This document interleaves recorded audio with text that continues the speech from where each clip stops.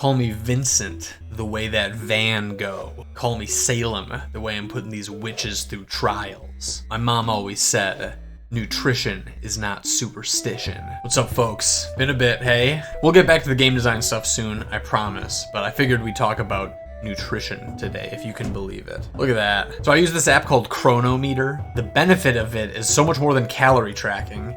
It's that you can put in food and it has data for the percentage daily value of all the items. So I did that for a week because I wanted to see if there were any deficiencies I had. I think the data was very interesting, and this is super easy to do free. Now, the point is it's free. There's a paid version, but the free version has all the data, so you can put in your stuff and you get data. Try it out. I just wanted to show how easy it was to get this information. Here are the key ones. The app picks these, fiber, etc. And then there's a few more that I chose to add manually from the larger list. So these are the days in January that I was tracking, and let's just cut to the chase. We can see here in the average column, everything is a percentage. 114 means I was 14% over. Something like 24 means I was a little low. So we can just go column by column. It's nothing crazy. 2,000 calories was easy enough, but it was hard. On the 10th of January, we went out to watch the Packer game, and it turns out a couple beers and chicken wings was like a whole other day's worth of calories. So if you're trying to cut out calories, less beer is a great place to start. Anything that was above 80%, I said, we're fine. It's not that big of a deal. Fiber, I could easily be getting more fiber, I suppose. Iron averaged to 170%. 8%, which sounds concerning, but the bar remained green in the app the whole time. It seems like it doesn't really matter if you have too much, because it takes a while to build up a sort of toxicity. Calcium, I probably could have had more calcium. I think I was a little low on dairy that week, but it's not something I'm really scared of. And then vitamin C, I like drinking orange juice, so I was pretty good there. And then B12, I think it's got a little thing you squeeze in your water that has stuff in it, so that's probably where the B12 came from.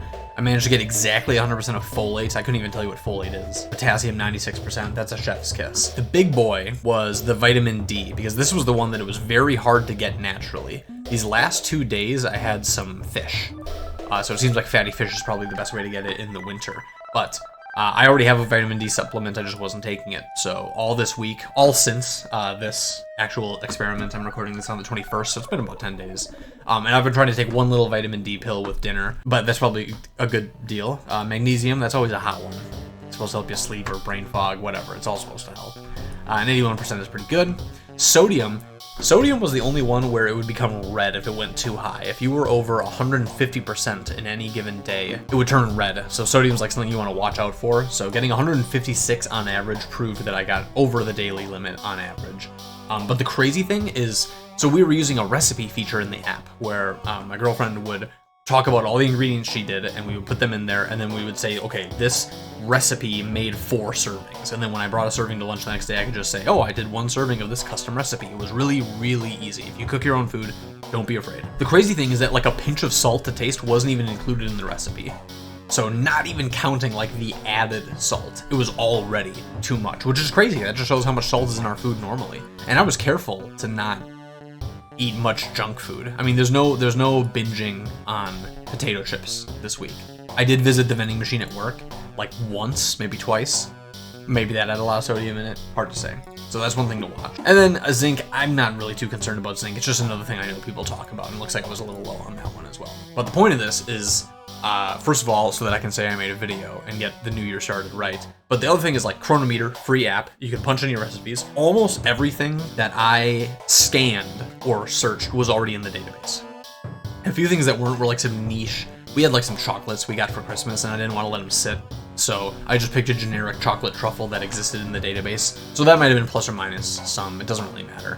That also contributes to, the calorie BS, because it's like the holidays. But yeah, it's super easy. So like, I'm not a nutrition guy. A while back, I joked that the channel was going to have health and wealth topics, but the real thing I want to do is talk about game design and use the YouTube channel to leverage this side project of mine. This is just to get a video going because this was free and easy and informative. Why not make a video about it? So hopefully I can get this down to only a few minutes, and then it'll be like, hey, Joe's back.